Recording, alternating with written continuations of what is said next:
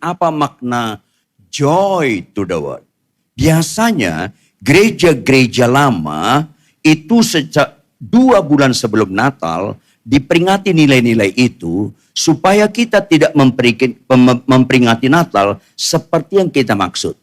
Tetapi kita memperingati Natal seperti Tuhan maksud. Yang sepakat kata amin. Ya, ini penting.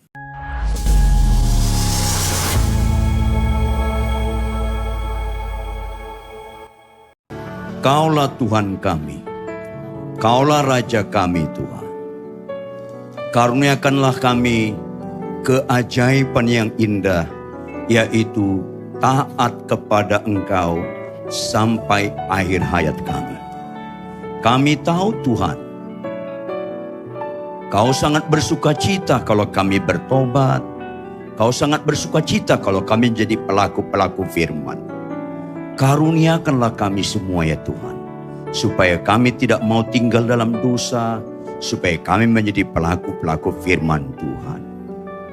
Letakkanlah dalam hati kami, letakkan dalam hidup kami, untuk sungguh-sungguh menyenangkan hati-Mu seumur hidup kami.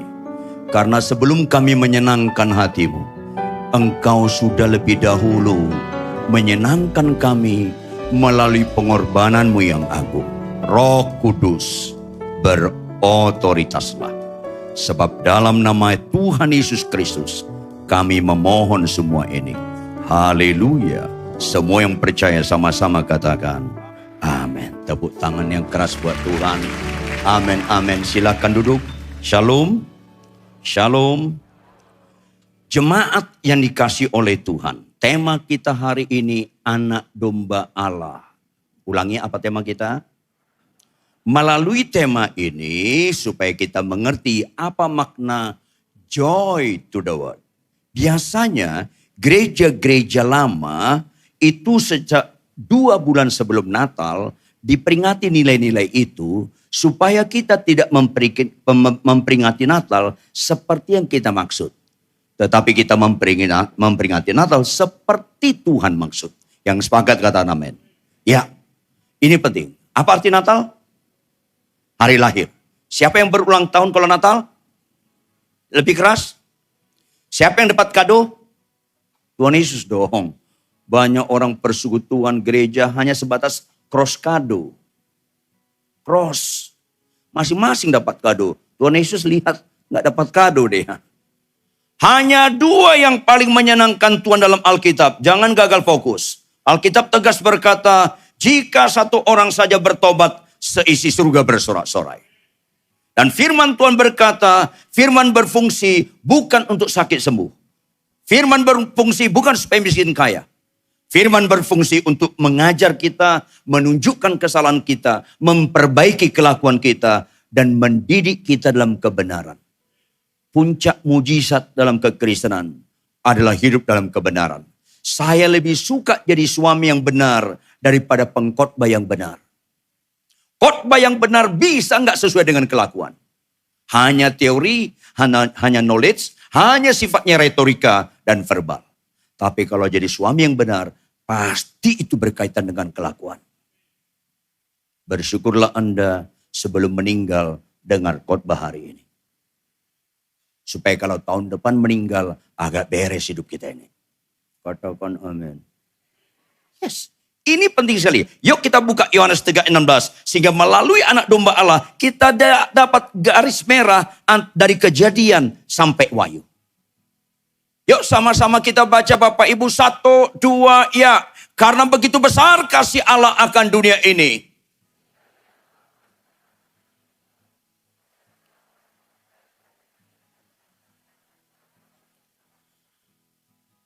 Anaknya yang tunggal dikaruniakan kepada manusia di dunia. Itu titik berangkatnya karena begitu besar kasih Allah. Allah tidak mengarahkan kasihnya yang begitu besar di luar Yesus Kristus. Tujuannya satu, yaitu setiap orang percaya kepadanya lanjut tidak binasa, melainkan itu tujuannya Bapak Ibu. bukan kesembuhan. Jangan ragu. Tuhan mampu menyembuhkan penyakit kita, katakan amin. Tetapi kalau sakit kita sembuh, kita nggak bertobat, kita nggak percaya kepada Dia, dengan mempercayakan hidup kita sehari-hari kepada Dia, kesembuhan tidak bisa menghalangi kebinasaan. Ayolah. 10 orang sakit kusta datang ke Tuhan Yesus. Jawab, berapa yang sembuh? Semuanya sembuh. Berapa yang menyenangkan hati Tuhan? Ayo dong siuman lah, jangan pingsan terus. 1. Karena apa? Karena Tuhan tidak pernah meletakkan sukacitanya di kesembuhan. Tuntaslah mental dukun kita ini. Kalau kau sakit, kau sembuh, kau yang sukacita. Kalau kau sakit, kau sembuh, kau yang sukacita. Tuhan belum. Karena Tuhan tidak pernah meletakkan sukacitanya di kesementaraan. Saya ulangi. Kalau ada orang sakit kanker, umurnya 2 bulan lagi. Jawab, bisa nggak Tuhan sembuhkan? Bisa banget, karena itu ringan sekali. Oleh biru-birunya sembuh. Sembuh dia. Jawab, kalau dia sembuh berarti batal nggak kematiannya? Yang bilang batal kan sesat. Ditunda. Mana pernah kesembuhan membatalkan kematian? Nyambung gak sih? Ayolah. Makanya kalau ada orang sembuh, bilang, puji Tuhan Pak Pendeta Ridwan. Saya Bapak doakan 5 tahun lalu. Saya kanker, saya sembuh. Puji Tuhan. Kapan periksa terakhir? 6 bulan lalu Pak Pendeta. Saya sudah bersih dari kanker. Puji Tuhan. Tapi jangan lupa ya. Anda tetap bisa mati lagi. Kasih tahu. Makanya 10 orang sakit kusta, jawab, orang sakit datang ke Tuhan Yesus, umumnya tujuannya sembuh atau tujuannya bertobat? Sembuh. Makanya 10 sembuh, 9-nya pulang. 1 sadar, untuk apa aku sembuh? What next? Ini penting. Binasalah Anda. Sakitmu sembuh tapi kau nggak bertobat. Binasalah Anda dan saya. Sakitmu sembuh, ekonomi pulih, tapi nggak bertobat.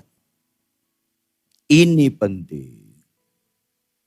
Lebih banyak orang Kristen nggak bertobat daripada bertobat. Catat. Bahkan lebih banyak pendeta, pengkhotbah, gembala, doktor-doktor teologi, lebih banyak nggak bertobat daripada bertobat. Ini penting sekali. Makanya bersyukurlah Anda dengar firman hari ini. Yuk kita buka Lukas 15 ayat 7 dulu. Lukas 15 ayat 7 operator. Urutannya nggak sesuai dengan apa yang saya berikan ke kamu, nggak apa-apa. Lukas 15. Sama-sama baca Bapak Ibu. 1, 2, ya. Aku berkata kepadamu, lanjut.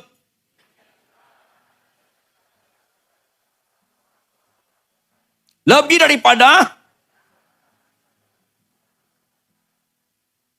Ayo dong. Jawab Bapak Ibu, ada nggak firman Tuhan bobotnya gertakan doang? Ada nggak firman Tuhan bobotnya hanya gertakan? Ada nggak? Nggak ada. Semua pasti terjadi. Gemetar dong baca ayat ini. Ini keras sekali. Dimulai dengan kata apa? Aku berkata kepadamu. Nggak setiap ucapan Yesus dimulai dengan kata aku berkata kepadamu. Kalau ada ucapan Yesus dimulai dengan kata aku berkata kepadamu, ini maksudnya apa? Jangan gagal fokus. Ini maksudnya apa? Jangan lupa sampai mati. Ingat. Berikutnya, ada 2 kelompok. Dalam ayat ini ada 2 kelompok. Ironis. Kelompok pertama jumlahnya berapa orang? 1. Kelompok kedua berapa orang? Ekstrim kan? Bukan 1:10 Bapak Ibu. Bukan 1:10. Bukan 1:24. Bukan 1:41. Bukan 1:67. 1:99. Ekstrim. Dan ini akan terjadi. Lebih ekstrim lagi, status yang satu orang berdosa. Jawab, status orang 99 orang apa? Orang apa yang 99? Orang benar. Seharusnya kan lebih rohani orang 99 ini. Tetapi akhirnya yang satu lebih rohani daripada 99. Why? Karena satu orang berdosa ini bertobat. Goalnya lu bertobat atau kagak? 99 ini orang benar gak memerlukan pertobatan.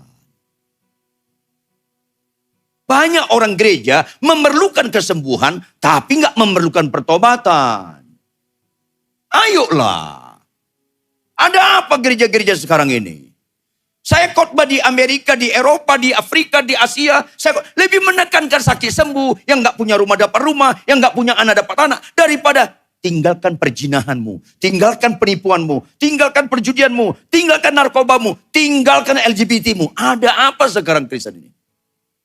Ini penting sekali. Walaupun khotbah-khotbah seperti ini, pada akhir zaman makin gak laku.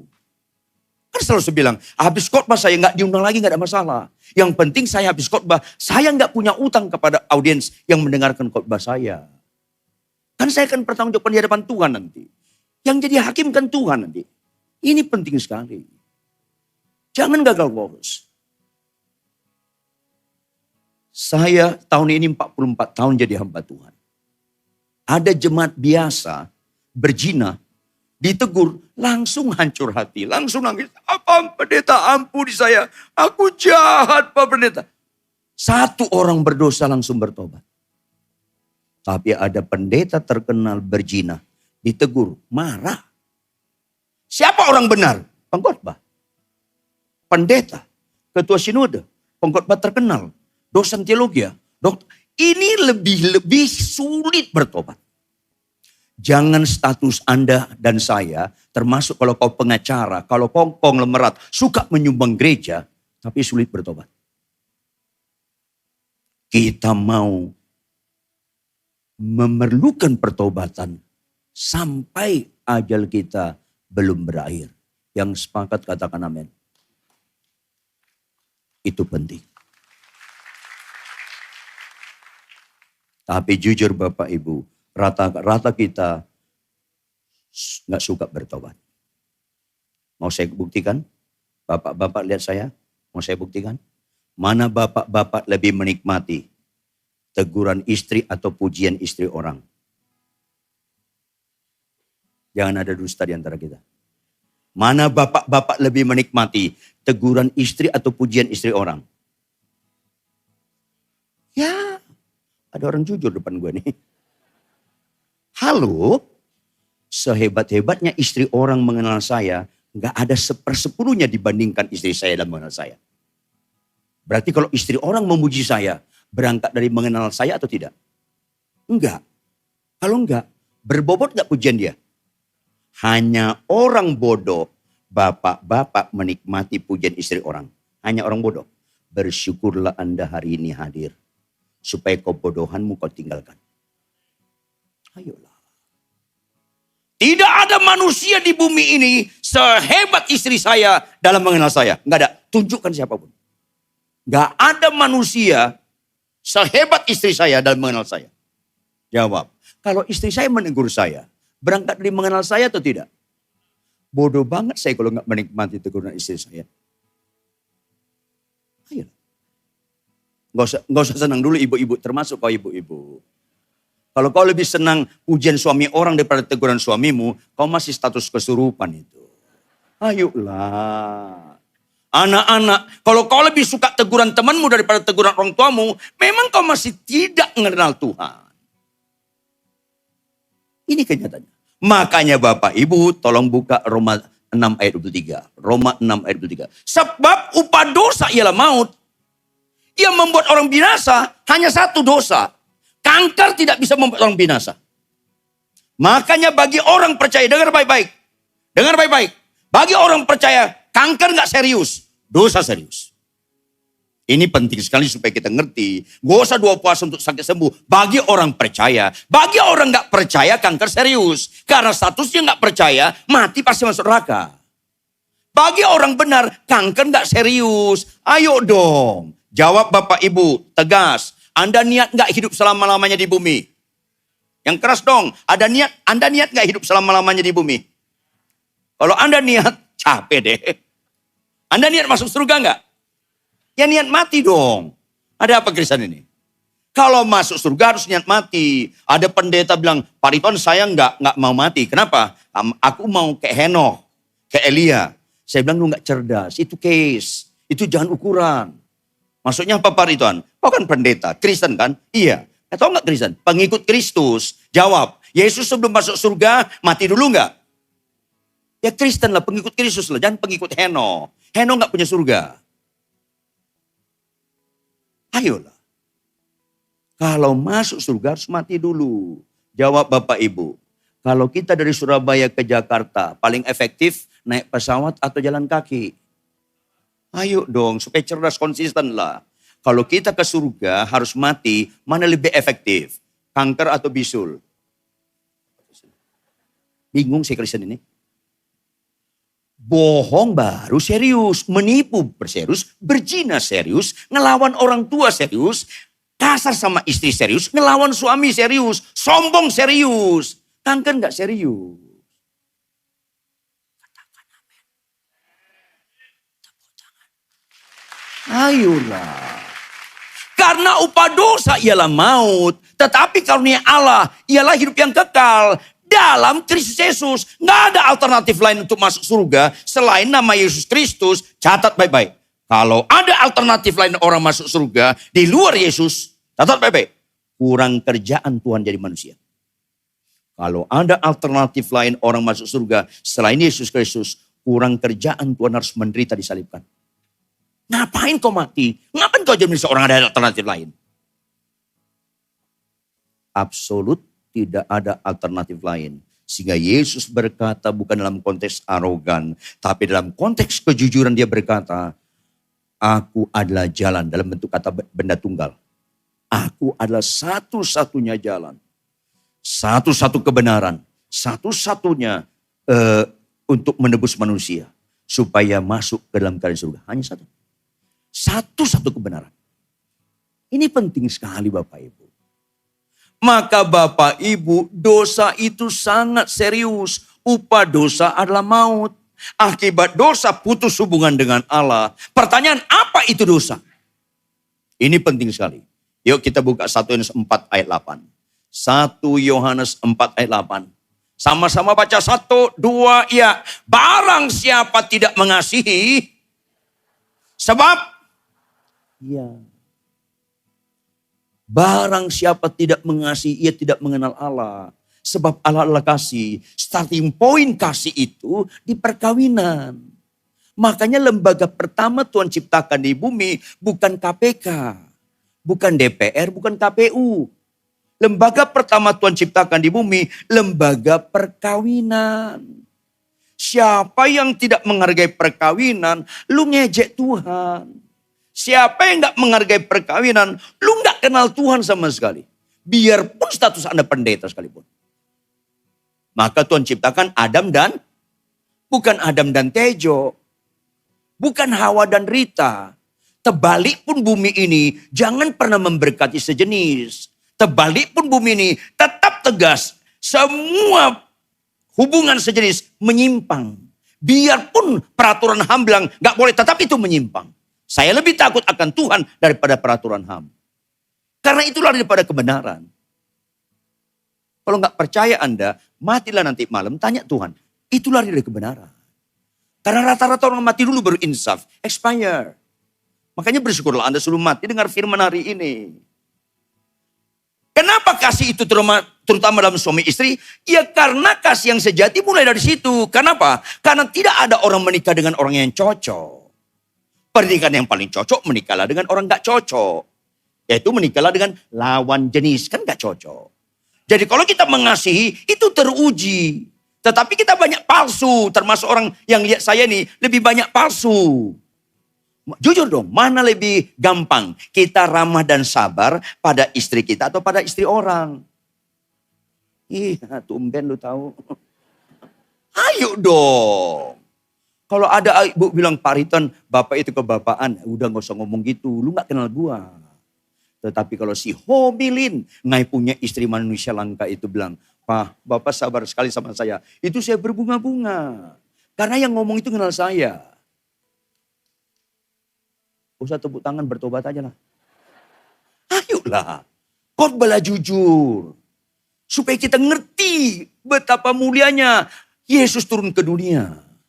Maka Bapak Ibu, Allah itu kasih. Ulangi, 1, 2, ya.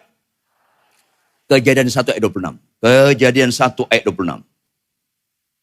Sama-sama baca. 1, 2, ya.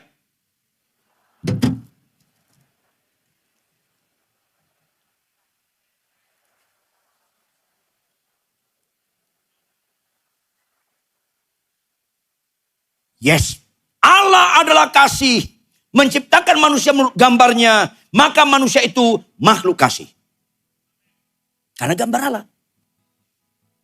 Makanya jemaat Korintus, semua pelayanan, nubuat, bahasa roh, mujizat, tanpa kasih, nol. Ciri utama Kristen bukan khotbah. Sampai mati pun Anda nggak bisa khotbah, nggak ada masalah. Ciri utama Kristen bukan sakit sembuh. Sampai mati sakitmu nggak sembuh, nggak ada masalah. Ciri utama Kristen kasih. Kalau kau tidak mengasihi, selesai.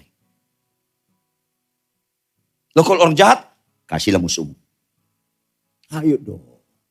Khotbah gak ada artinya. Kalau tidak mengasihi istri, gak mengasihi suami, gak mengasihi sesama, gak mengasihi yang orang jahat sekalipun. Itu Kristen yang benar. Sekalipun gak bisa khotbah, sekalipun Anda tidak pernah jadi pendeta. Karena bisa khotbah, jadi pendeta, tidak ukuran rohani. Itu bicara fungsi. Tetapi ketika kita jadi pendeta, jadi pengkhotbah, kita mengasihi tetap siapapun dia. Starting point perkawinan, waras hidupmu. Maka konsekuensi makhluk kasih. Kita buka Yohanes 14 ayat 15.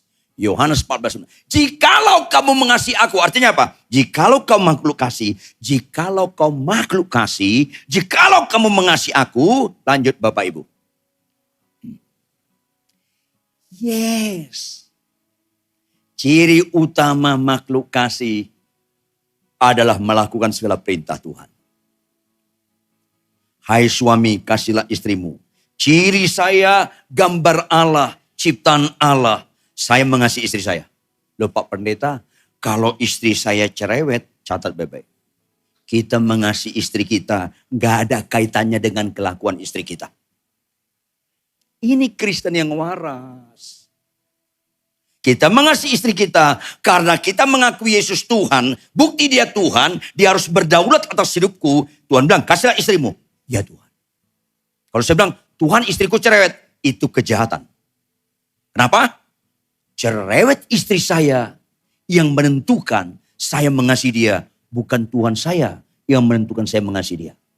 Berarti cerewet istri saya lebih berbobot daripada perintah Tuhan. Sesat. Hai istri, tunduklah pada suamimu. Kalau suamiku kasar, gak ada kaitannya. Ketaatan melakukan perintah Tuhan gak ada kaitannya dengan situasi, kondisi, kelakuan orang. Ini Kristen. Karena terlalu banyak fokus sakit sembuh. Itu dibuat spektakuler. Sehingga yang spektakuler dalam kebenaran roh, mengasihi, mulai digeser hilang. Ditipu setan kita nanti ini. Sekali lagi, jangan ragu akan kesembuhan. Tapi binasalah Anda kalau starting point kesembuhan. Finishnya juga kesembuhan. Rusak. Ini penting. Saya sakit jantung parah, 6 bulan 23 hari opname, tidak ada harapan hidup, yang ditolong Tuhan. Kalau ada orang bilang, Pak Pendeta Ridwan itu anti kesembuhan, orang itu gak kenal saya. Karena saya sakit jantung parah yang ditolong Tuhan. Tapi apa artinya sakit jantung parah ditolong Tuhan? Terus saya tetap main-main dalam dosa, saya tidak taat kepada firman Tuhan. Nol. Sembuh itu hanya start. What next? Ini yang penting. Makanya Bapak Ibu, kita buka Kejadian 2 ayat 16 sampai 17. Kalau kau mengasihi, kau menuruti segala perintahku, maka Tuhan Allah memberikan perintah. Itu dia supaya manusia itu mengaktualisasi dia sebagai makhluk kasih. Maka dari awal, lalu Tuhan Allah memberikan perintah. Fokusnya perintah, alatnya pohon dan buah. Fokusnya bukan buah. Semua pohon dalam taman ini boleh kau makan buahnya dengan bebas. Ayat 17. Tetapi pohon pengetahuan tentang yang baik dan yang jahat itu, janganlah kau makan buahnya. Sebab pada hari engkau memakannya, pastilah engkau mati. Artinya, kalau kau taat, ada kekekalan. Kalau kau nggak taat, ada kematian. Ini penting sekali. Bukan buahnya fokus Anda. Makanya kurang kerjaan. Siapapun orang yang menyebut nama buahnya itu kurang kerjaan. Buah kuldi, buah simalakama itu kurang kerjaan. Entah itu apel, entah itu durian, entah itu petek, terserah. Bukan itu fokusnya. Perintahnya fokusnya. Karena Allah adalah kasih. Ciptakan kita sebagai makhluk kasih. Konsekuensi makhluk kasih harus taati perintah Tuhan. Hanya taat pada perintah Tuhan, Tuhan disenangkan. Kalau saya bilang sama supir saya, setiap kali kamu ngantar saya, ambil kemoceng, kebaskan debu di luar mobil ini. Setiap kali kamu ngantar saya, berhenti, ambil kemoceng. Itu perintah atau janji? Itu kesukaan saya atau kesukaan supir? Semua perintah Tuhan itu kesukaan Tuhan. Kalau kau menghormati orang tuamu, kau sedang menyembah Tuhan. Semua penyembahan-penyembahan dalam tangan nyanyian itu hanya ritual tanpa spiritual. Kalau nyanyian kita tidak lakukan. Itu kan hanya entertain. Kalau Anda punya cincin mahal, ini cincin murah ini. 500.000 kali ini. Kalau Anda tebus 1 juta saya lepas nih. Enggak mahal ini. Cincin emas saya cuma 1. Kalau kita punya berlian mahal, jam tangan 2 miliar, tas istri Anda 700 juta. Terus nyanyi, ku tak membawa apa, kan bohong. Nyambung gak sih? Pasti nyambung. Orang kau yang kumaksud. Ayolah. Kok gitu nilai? Makanya Bapak Ibu fokusnya taat. Ulangnya apa? Yes. Jawab. Akhirnya Adam dan Hawa taat atau tidak? Itulah namanya dosa. Arti dosa tidak taat. Ngeri sekali kalau bapak-bapak kalau nggak taat mengasihi istrimu. Sekalipun istrimu masih tetap kurang hemat berkata-kata. Ngeri sekali kalau Anda nggak taat mengasihi istri. Ngeri sekali Anda ibu-ibu kalau tidak tunduk pada suami. Sekalipun suamimu banyak pencak silatnya. Kita mengasihi seseorang tidak tergantung pada orang itu. Itu Kristen. Jujur Bapak Ibu. Ini namanya air apa? Mineral. Diminum pendeta, rasa air mineral enggak? Diminum tokoh agama lain, rasa mineral enggak? Maafkan saya, diminum pembunuh, rasa air mineral enggak?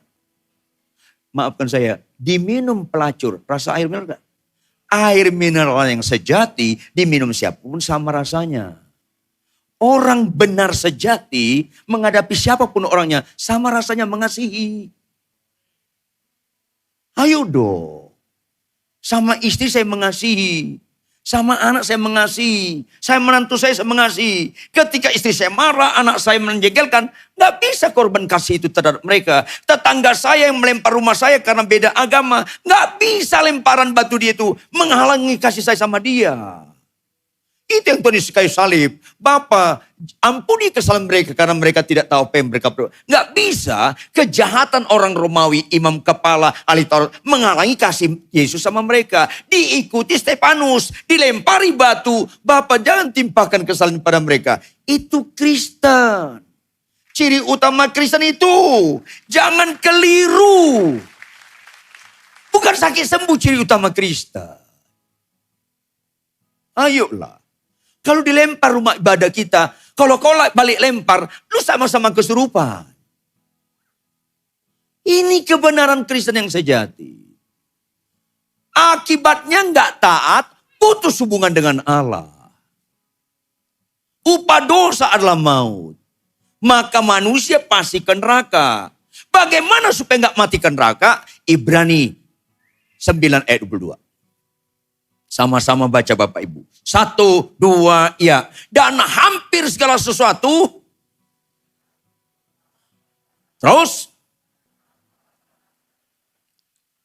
Absolut kalimat kedua. Tanpa penumpahan darah, lanjut. Gak ada pengampunan dosa. Absolut. Harus ada penumpahan darah. Buka Kejadian 3 ayat 21. Kejadian 3 ayat 21. Sama-sama baca. 1, 2, iya. Dan Tuhan Allah.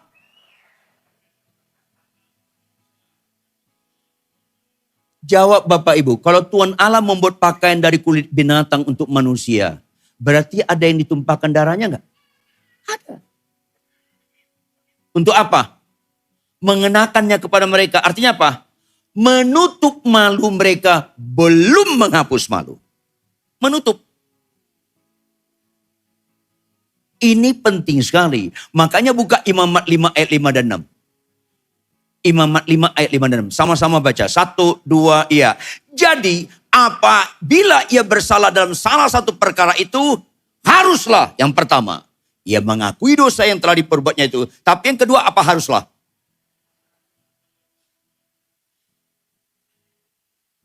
Harus ada pengorbanan penumpahan darah. Kenapa harus penumpahan darah? Buka Imamat 17 ayat 11. Sama-sama baca. 1, 2, iya. Karena nyawa makhluk ada dalam darahnya. Dan aku telah memberikan darah itu kepadamu di atas mezbah untuk mengadakan pendamaian bagi nyawamu. Karena darah mengadakan pendamaian dengan perantaranya dalam darah. Nyawa itu ada dalam darah. Tindakan penumpahan darah, ada nyawa yang dikorbankan, yang seharusnya kita dikorbankan mengalami maut. Ada nyawa dikorbankan. Harus ada penumpahan darah. Ini penting sekali supaya Anda ngerti Natal. Syaratnya ialah Ulangan 17 ayat 1. 2 syarat utamanya. Ulangan 17:1. Janganlah engkau mempersembahkan bagi Tuhan Allahmu lembu atau domba yang ada cacatnya atau sesuatu yang buruk. Sebab yang demikian adalah kekejian bagi Tuhan Allahmu. Kalau kita ada di dalam perjanjian lama, kita orang Yahudi, wajar kita memelihara domba. Untuk penebus dosa. Syaratnya domba itu nggak boleh cacat, nggak boleh buruk. Yaitu ketika induk domba melahirkan 3 ekor anak atau 4, langsung kita panggil imam. Tolong imam, induk domba saya melahirkan. Langsung imam memperhatikan dengan tongkatnya. Ini yang 1, 2, ini boleh kau pelihara untuk penebus dosa. Karena dia mulus dalam kandungan, kelihatan waktu lahir. Yang ini nggak boleh. Karena ada cacatnya, ada rusaknya, ada nodanya. Maka di peringatan berikutnya, setelah yang gak cacat ini kau persiap untuk penembus dosa, penumpahan darah penembus dosa, jaga 2 domba ini. Jangan sampai kecakar binatang buas.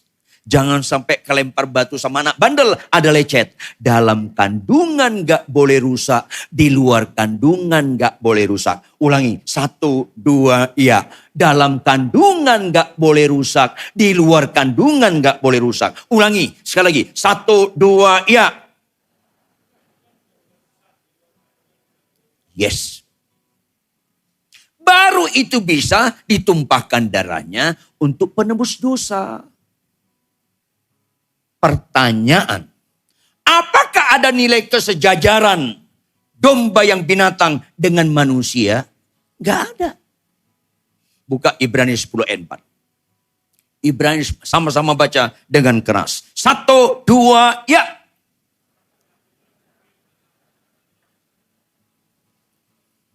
Satu sisi ada keabsolutan. Tanpa penumpahan darah tidak ada pengampunan dosa.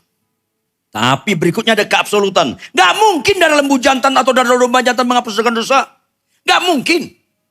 Jadi apa maksudnya dalam perjanjian lama? Perjanjian lama mengatakan gigi ganti gigi. Mata ganti mata. Manusia ganti manusia. Syaratnya manusia itu gak boleh cacat dalam kandungan. Gak boleh cacat di luar kandungan. Artinya, catat baik Bapak Ibu. Bersyukurlah Anda mengerti inti Alkitab. Artinya, gak boleh punya dosa warisan, gak boleh punya dosa perbuatan. 2 kelompok dosa dalam hidup kita. Bapak Ibu, sejak dalam kandungan kita sudah berdosa. Buka Mazmur 51 ayat 7, operator. Sama-sama baca Bapak Ibu. Ayat 7-nya, ini ayat 9, agak naik sedikit. Ayat 7, operator. Ini ayat 9.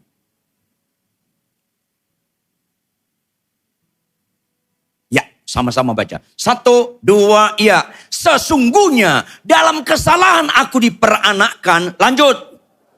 Yes. Jangan Anda berpikir bayi itu tanpa dosa. Sudah punya dosa sejak dalam kandungan. Catat baik-baik. Dosa itu kita wariskan dari garis Adam. Ulangi. 1, 2, iya. Dosa itu kita wariskan dari garis Bapak. Adam. Kalau penyakit keturunan itu cenderung dari ibu. Kalau dosa dari bapak. Jadi bapak-bapak kalau berbuat dosa mikir ya. Dan main-main loh.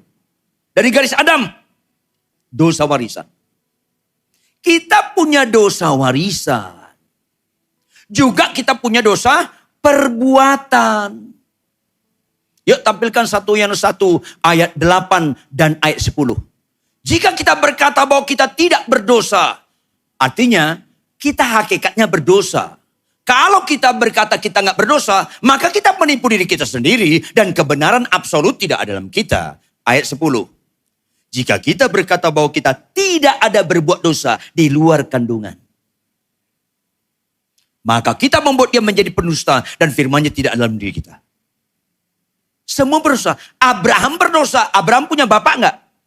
Dosa warisan, dosa perbuatan. Daud berdosa. Kalau ada pengajaran nabi enggak berdosa, itu enggak ngerti kebenaran. Semua nabi berdosa. Halo, Maria berdosa enggak? Berdosa. Karena dia punya bapak. Ayo dong. Maka dia juga membutuhkan juru selamat. Kalau Anda baca Lukas pasal 2.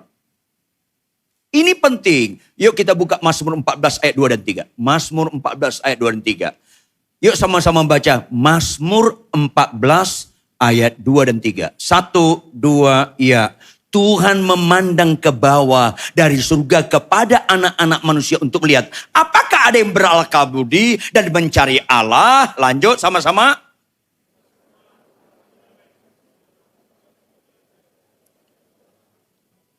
Saya latar belakangnya berdosa, bejat. Tidak ada yang tidak. Siapapun manusia. Maka itu yang ayat tadi pertama, Yohanes 3:16. Karena begitu besar kasih Allah akan dunia ini, Dia karuniakan anak tunggal. Manusia harus ganti manusia. Gak ada manusia yang benar. Semuanya berdosa. Allah jadi manusia. Lukas 1 ayat 35. Jawab malaikat itu kepadanya, baca sama-sama. 1, 2, ya. Kok sunyi senyap semua? Baca sama-sama. 1, 2, ya.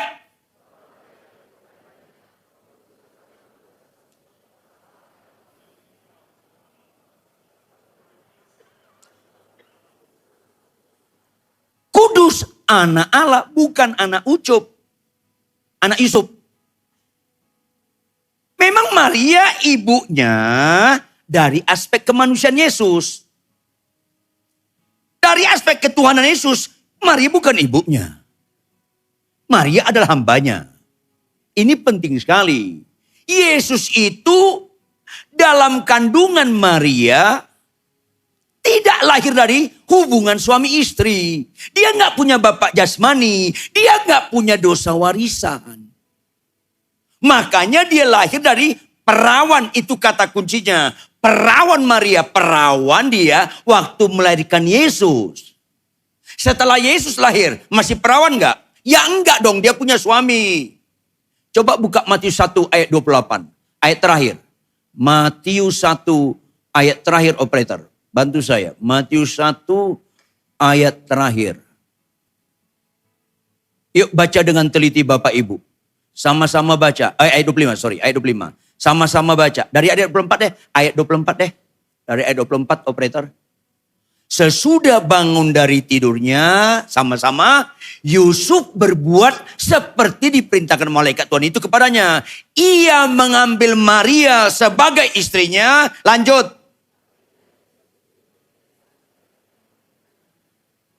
Teliti dong. Dia nggak bersetubuh dengan Maria. Yusuf nggak bersetubuh dengan Maria. Ada limit waktu nggak? Kapan limitnya? Sampai dia melahirkan anak laki-laki yang disebut Yesus. Ada limitnya. Sampai. Kalau dia tetap perawan nggak perlu dipakai ginian.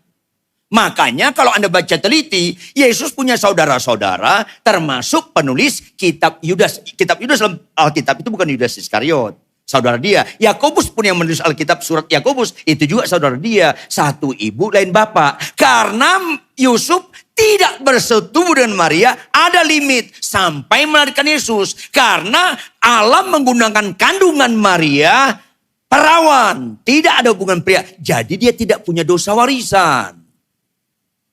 Buka 1 Petrus 2 ayat 22. 1 Petrus 2 ayat 22. Sama-sama baca. 1, 2, iya. Ia tidak berbuat dosa. Jadi dia yang menggenapi domba yang tak bercacat dari kandungan dan tidak buruk di luar kandungan. Artinya dia satu-satunya manusia yang gak punya catat dosa warisan dan tidak buruk dosa perbuatan. Ini tangkap Bapak Ibu. Bersyukurlah Anda pagi hari ini hadir. Supaya kita gak gagal fokus dalam percaya kepada Yesus. Tujuannya supaya Allah mengandung darah. Darah manusia, karena manusia berdosa, bukan binatang yang berdosa. Maka harus mati manusia menggantikan manusia. Itulah joy to the world. Kesukaan bagi dunia. Tidak ada lebih sukacita bagi Allah selain kita diampuni dosanya. Kok ada orang khotbah masih main-main dalam perzinahan? Kok ada orang khotbah bisa sombongnya auzubillah bin dzalik? Kok ada orang khotbah bangga dengan penampilan lahiriah? Jangan lagi itu fokus. Nanti kita 99 orang benar yang gak memerlukan pertobatan. Gak ada nilainya jadi pengkhotbah terkenal. Malah itu blunder. Akhirnya gak melayani, gak taat. Itu yang mungkin saya pernah bilang di sini. Kalau nggak salah, kami 5 orang khotbah KKR di Manado beberapa cukup lama. Beberapa tahun lampau. Terus saya bilang, Pak Ridwan, sekitar 1 minggu kalau mau berangkat itu. Pak Ridwan jadi pembicara kan di Manado? Iya, kenapa? Mereka nggak kenal kita. Ya kenal dong, makanya kita diundang. Kok kita hamba Tuhan terkenal, tiket pesawatnya Lion? Tuh kan, gara-gara terkenal, melayani sukacita tergantung tiket. Kan rusak ini. Ya nggak apa-apa dong. Enggak, kok gitu Pak Ridwan? Kita pada jujur Pak Ridwan. Bapak tiketnya Lion enggak? Enggak, itu kan beda-beda. Bapak tiket pesawatnya apa? Lion. Berarti kau lebih mahal. Kau Lion, saya Lion. Kan bahasa menentukan mahal kan? Jujur dong, mana lebih mahal? Black coffee atau kopi hitam? Black coffee. Atau bahasa lain, Americano atau kopi hitam? Americano. Cappuccino atau kopi susu? Karena bahasa. Kau Lion, aku Lion. Itu pun gak sadar, sedih rasanya. Apa itu? Masa hotel kita bintang 3? Ya Tuhan, kenapa yang beginian jadi kita mengatur kita pelayanan? Kalau itu kurang, mana mau Tuhan Yesus lahir ke dunia hotel yang bintang 1000? Di kandang domba pasti ada bolong-bolong itu. Kelihatan langit bintangnya banyak banget tuh. Bapak Ibu, jangan kita makin dipakai Tuhan, hilang rendah hatinya. Lu melayani apa? Melayani Tuhan atau melayani fasilitas? 99 orang benar enggak memerlukan pertobatan. Ini bahaya Bapak Ibu. Ini penting sekali. Kekristenan itu harus disertai dengan siapa yang mau terbesar, dia harus melayani. Harus pelayan. Saya bersyukur loh, kalau kadangkala banyak orang gak kenal saya pendeta. Itu kejadian ketika saya mau memberkati jemaat saya di Grand Hyatt Hotel di Jakarta. Jam 5 pemberkatan, jam 3 saya datang. Itu ruangan kursinya masih numpuk di luar, belum dirapikan. Saya lihat musiknya sudah rapi. Kain mimbar karena mimbarnya dari kayu. Ada kainnya di paku payung, saya lihat kurang simetris. Saya cabut paku payungnya, saya rapikan. Lagi saya mundur begitu, saya lihat simetris atau enggak. Tiba-tiba ada teriak di belakang. Hei. Saya, sini. Saya datang, ya Pak. Kamu ngapain lihat? Kamu tahu gak acara sini? Pemberkatan nikah. Itu kursi masih di luar. Angkat. Saya angkat, kan enak. Kalau orang gak tahu kita pendeta, kan cepat pembentukan. Gampang disuruh-suruh. Ayolah. Enak sekali begitu. Aminnya 1 orang, gue tahu muka lu pada melawan. 1 orang yang berkata. Ayolah. Saya pernah mencuci mobil saya di carport, di parkiran mobil yang di bagian luar. Saya cuci mobil saya pakai celana pendek, pakai kaos oblong, agak bolong-bolong supaya ada AC, angin cepat. Saya lap. Tiba-tiba ada ibu-ibu mobil mewah. Tampangnya kayak Bu Ira gini loh. Pejabat. Dia turunkannya. Mas, tolong cepat. Saya mau buru-buru. Tolong pendeta itu. Tolong cepat ya. Jangan lama-lama. Saya mau buru-buru. Saya masuk. Saya ganti baju saya keluar. Pendeta ritanya? Iya. Aduh maaf Pak. Gak apa-apa, lanjutkan aja lagi lah. Gak ada masalah. Kesulitan, hinaan, sambutan yang gak layak. Mana bisa menghalangi saya melayani? Ada apa Kristen? Gak usah tepuk tangan. Ini starting point Yesus. Yesus datang, apakah manusia sesuai dengan pikiran dia? Enggak. Enggak sesuai dengan berdosa. Dia mau datang, lahir di kandang domba. Lebih berhak dia lahir di istana Herodes. Jangan sampai iman kita membuat kita enggak rendah hati, enggak mental melayani. Saya beberapa kali melayani di hamba-hamba Tuhan kalangan daerah di pedalaman Kalimantan, Papua. Saya nginap di rumah penduduk. Sebelum punya rumah itu bangun, saya sudah bangun. Baca Alkitab, penyembahan, terus saya keluar, mereka belum bangun. Saya cuci WC mereka, kamar mandi mereka. Kalau nggak percaya kalian, undanglah saya ke rumah kalian. Pasti bersih WC kalian. Itu hamba Tuhan bukan hanya di khotbah. Karena hamba Tuhan itu di kehidupan. Jangan kalian lihat rohani saya waktu khotbah. Karena gampang sekali menampilkan rohani saat khotbah. Maka Bapak Ibu, Yesuslah domba yang tak bernoda dan tak bercacat yang dimaksudkan perjanjian lama. Buka Yohanes 1 ayat 29. Yohanes 1 ayat 29. Sama-sama kita baca. 1, 2, ya. Pada keesokan harinya. Dan ia berkata, yes, tepuk tangan yang keras buat Tuhan. Yes. Anak domba plus Allah, anak domba Allah. Yang menghapus dosa, yang keras dong, yang menghapus dosa, bukan dosa orang Kristen. Jangan Anda bilang Yesus Kristus itu Tuhan orang Kristen. Dia Tuhan seluruh dunia. Masalahnya orang tahu atau tidak. Makanya semua jemaat harus aktif memberitakan Yesus Juru Selamat bagi dunia ini. Ini Kristen yang benar. Bukan menghapus dosa agama tertentu. Maka apa respon kita untuk hal ini? Pertama, tadi Lukas 15 ayat 7. Bertobat. Tinggalkan dosa dan kejahatan. Yang berzina jangan lagi berzina. Yang ngelawan orang tua jangan lagi ngelawan orang tua. Yang pacaran seenaknya stoplah. Yang homoseks jangan lagi homoseks. Yang lesbian jangan lagi lesbian. Yang mencuri jangan lagi mencuri. Yang korupsi jangan lagi korupsi. Yang narkoba tinggalkan. Tuhan akan bisa melepaskan kita semua itu. Ini yang penting daripada sekedar sakit sembuh. Sementara ini jangan ragu Tuhan bisa menyembuhkan Anda. Tapi gak ada gunanya kesembuhan tanpa pertobatan. Ini penting sekali. Yang kedua, kita buka Lukas 11 ayat 28. Apa yang kedua? Sama-sama baca. 1, 2, ya. Tetapi ia berkata, jangan gantikan kebahagiaan ini dengan berita-berita lain.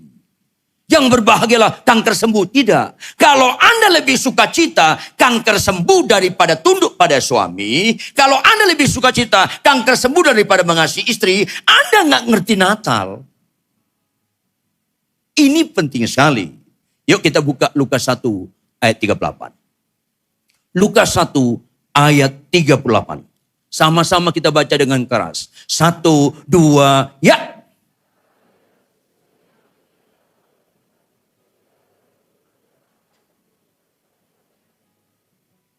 Kata Maria, sesungguhnya aku ini adalah, sesungguhnya artinya yang sebenarnya. Dia bunda Yesus, benar. Jangan kau bantah itu. Tapi dalam kemanusiaan. Dalam ketuhanan Yesus, sesungguhnya aku ini adalah hamba Tuhan. Konsekuensi dia hamba Tuhan. Jadilah padaku perkataan, artinya aku menjadi pelaku kehendak Tuhan. Kegagalan banyak hamba Tuhan, gak pelaku kehendak Tuhan. Buka Matius 7, ayat 21 sampai 23. Kita tutup dengan ayat ini. Matius 7, ayat 21 sampai 23. Bukan setiap orang yang berseru kepadaku, Tuhan, Tuhan, akan masuk ke dalam surga.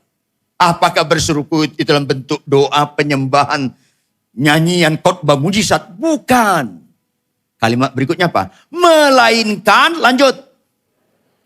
Ayo dong, Kristen itu identik dengan pelaku firman. Pendeta identik dengan pelaku firman. Pelayan Tuhan, worship leaders, singers, identik dengan pelaku. Ketika kita melakukan firman Tuhan, itulah sesungguhnya melayani Tuhan. Khotbah tanpa pelaku itu gak melayani Tuhan. Itu melayani pekerjaan Tuhan. Beda pekerjaan Tuhan dengan Tuhan. Banyak orang mencintai pekerjaan Tuhan, tapi tidak mencintai Tuhan. Banyak orang mencintai berkat Tuhan, tapi tidak mencintai Tuhan. Keliru. Makanya taat menjadi pelaku firman Tuhan. Yang sejak awalnya Tuhan menciptakan kita untuk hal itu. Jangan kau makan buah itu, maka kita harus taat. Itu Kristen yang benar. Maka pulanglah dari tempat ini Bapak Ibu. Orang Kristen meninggalkan dosa dan kejahatan. Yang sepakat katakan amin. Tetap kita mau bertobat. Yang sepakat katakan amin. Setelah bertobat, karena bertobat artinya aku tidak berpihak lagi kepada ketidaktaatan. Ulangi, apa arti bertobat? Aku tidak berpihak lagi kepada ketidaktaatan. Maka harus taat. Itu arti bertobat. Ada orang ceraikan istrinya. Dia ambil perempuan, dia menikah lagi. Itu berzina. Tapi Pak Arifan, saya bertobat. Kalau bertobat kau taat. Maksudnya apa? Tinggalkan ini orang ini. Kamu kembali kepada istrimu yang mula-mula. Loh, bagaimana dia? Kamu gak ada kaitannya. Karena berkat Tuhan dalam pernikahanmu pertama apa? Apa ini dipertemukan oleh Allah? Lanjut. Gak boleh dua kalimat itu digunakan kepada yang perkawinan berikutnya. Saya bingung ada pendeta memperkenankan cerai. Sampai ada tokoh masyarakat. Pak Ridwan, istri saya berzina, tetap jangan cerai. Alkitab bilang kecuali berzina, jangan pakai ayat yang gak ngerti kau. Tuhan itu konsisten. Cerai boleh kalau mati. Loh kalau ayat ini, kan itu ayat itu Yesus ngomong sama ahli Taurat orang Farisi. Saya tanya kamu, kalau dalam kalangan orang ahli Taurat orang Farisi, gak agama Yahudi, kalau istri berzina diapain? Dirajam, mati gak? Ya mati. Namanya itu boleh cerai karena mati. Konteks berzina di situ mati. Saya tanya dia, istrimu udah dirajam belum? Ya enggak, ya belum mati.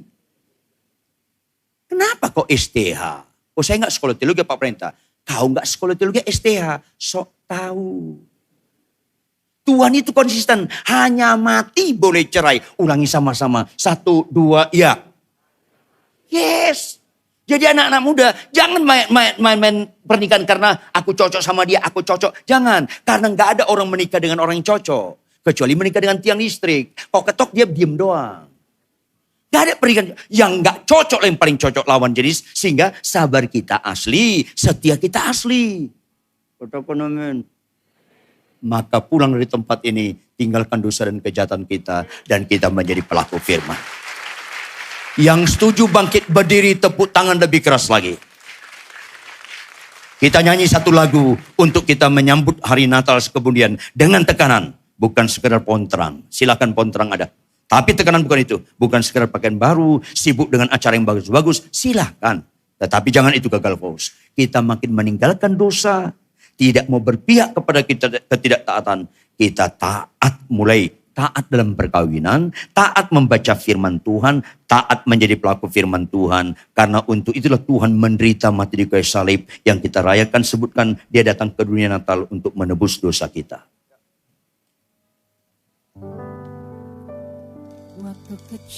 Amin. Mari kita berdoa. Tidak habis-habisnya kami kagum dan kagum kepada Engkau Tuhan.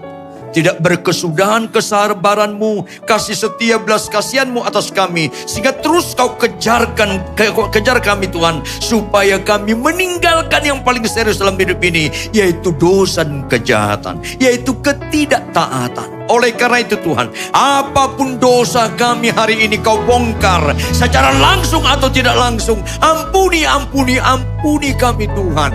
Dan Roh Kudus Kau kirim supaya kami hidup kudus. Follow up lah setiap kami. Bukan saja kami minta ampun. Ada statement di balik minta ampun itu. Kami tidak mau berpihak lagi dengan dosa. Kami sertai dengan Roh Kudus penolong, penghibur, memampukan kami untuk jadi pelaku-pelaku firman. Sehingga setiap bapak-bapak di tempat ini sungguh taat mengasihi istrinya. Setiap istri sungguh taat tunduk pada suaminya. Setiap anak-anak sungguh taat menghormati orang tuanya. Setiap keluarga kita sungguh taat membaca firman Tuhan setiap hari, merenungkan dan melakukannya, sehingga setiap kami merayakan Natal persis yang Kau pikirkan. Oleh karena itu persiapanlah hidup kami, rumah tangga kami, merayakan Natal pada bulan Desember yang menyenangkan hati Tuhan. Materaikanlah kebenaran firman ini dengan segala kekayaan maknanya, lebih daripada hamba-Mu yang sangat sederhana ini dalam menguraikannya.